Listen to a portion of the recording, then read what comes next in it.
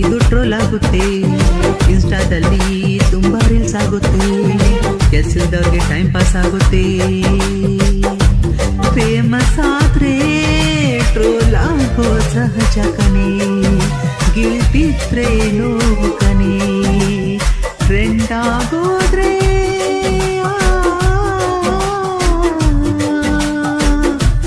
Likes ಬರ್ಲಿ, ಇನ್ನು ಜಾಸ್ತಿ ಶೇರ್ ಆಗ್ಲಿ, ಇದು ಅವನಿಗೂ ರೀಚ್ ಆಗ್ಲಿ.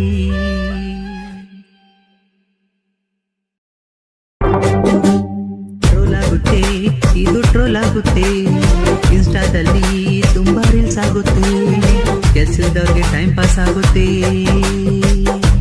ಫೇಮಸ್ ಆದ್ರೆ ಟ್ರೋಲ್ ಆಗೋ ಸಹಜ ಕಣೆ, ಗಿಲ್ತಿದ್ರೆ ನೋವು ಕಣೆ.